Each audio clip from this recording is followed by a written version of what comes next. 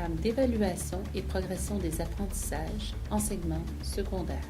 En premier lieu, la progression des apprentissages, qui est un élément prescriptif.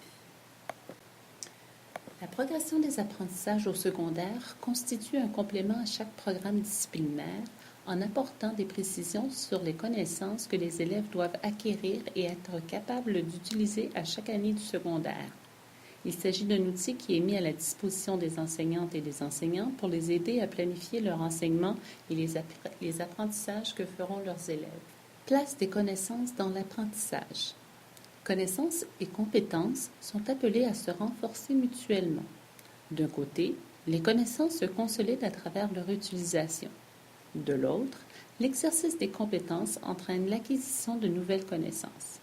Faire acquérir des connaissances pose toutefois le défi de les rendre utiles et durables, ce qui renvoie à la notion de compétence. En effet, on est véritablement assuré de l'acquisition d'une règle de grammaire, par exemple, que lorsqu'il est utilisé de façon appropriée, dans des textes et des contextes variés qui vont au-delà de l'exercice répétitif et ciblé. À l'intérieur de la progression des apprentissages, nous retrouverons 3 symboles. Premièrement, la flèche. La flèche indique que l'enseignement doit être planifié de manière à ce que l'élève entreprenne l'apprentissage de cette connaissance au cours de l'année scolaire et le poursuive ou le termine l'année suivante en bénéficiant toujours de l'intervention systématique de la part de l'enseignante ou de l'enseignant. L'étoile indique que l'enseignement doit être planifié de manière à ce que la majorité des élèves aient terminé l'apprentissage de cette connaissance à la fin de l'année scolaire. Pour terminer, l'espace grisé indique que l'enseignement doit être planifié de manière à ce que cette connaissance soit réutilisée au cours de l'année scolaire.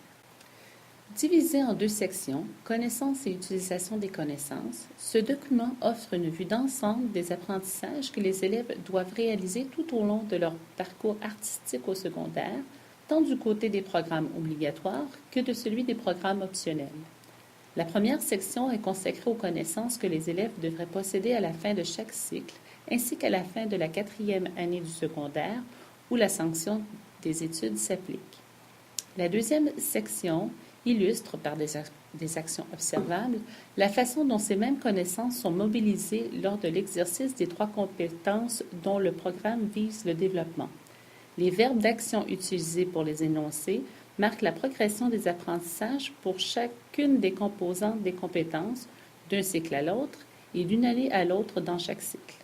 On trouvera en outre un rappel des acquis du primaire sur lesquels s'appuient les apprentissages à réaliser au secondaire. 3 symboles seront utilisés afin de préciser le contenu pour chaque programme.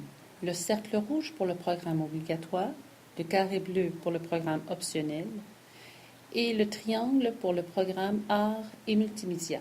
Voici un exemple tiré de la progression des apprentissages. Nous pouvons voir l'utilisation des symboles flèche, étoile, zone grisée, ainsi que le cercle, le carré et le triangle. Les programmes du secondaire ont été conçus de façon à assurer une progression continue des apprentissages artistiques dans la même discipline du début à la fin du secondaire.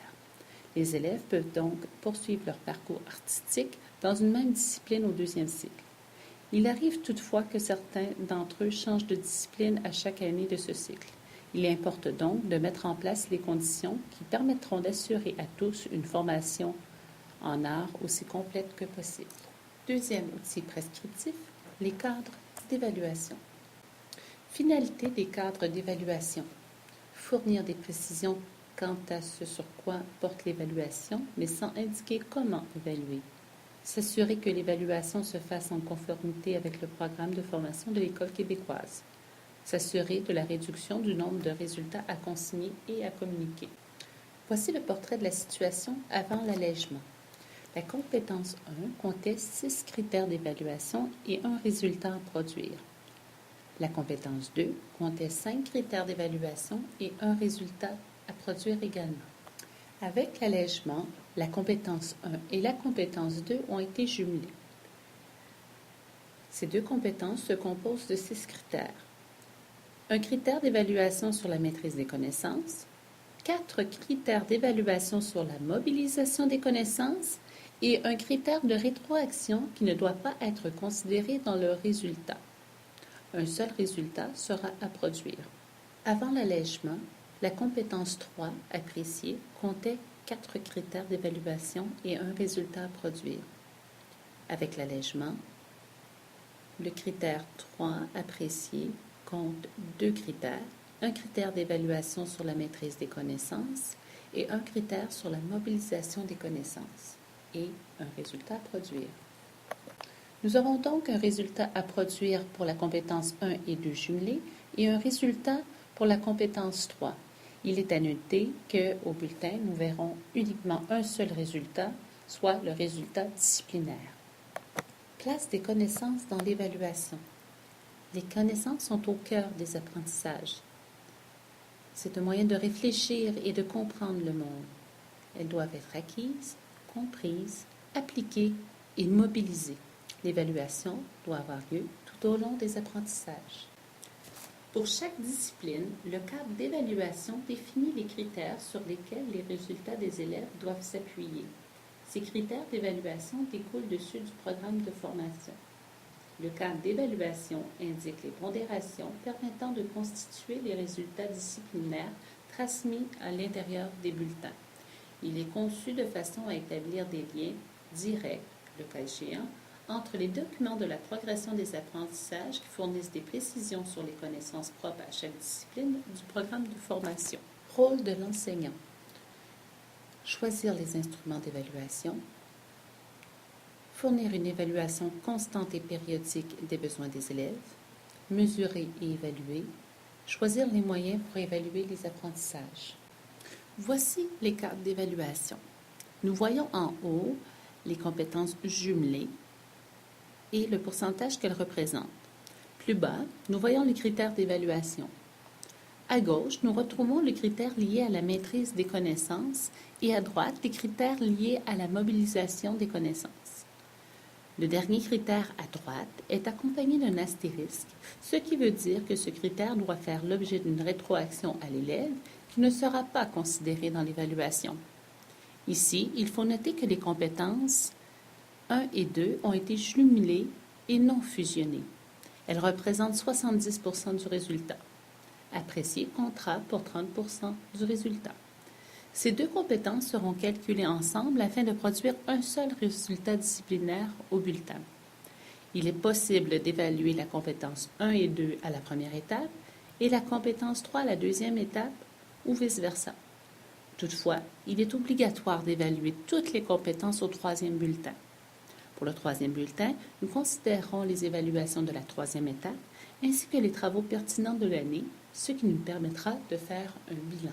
En annexe des cadres d'évaluation, nous retrouverons les éléments favorisant la compréhension de chacun des critères pour la compétence 1 et la compétence 2 jumelées.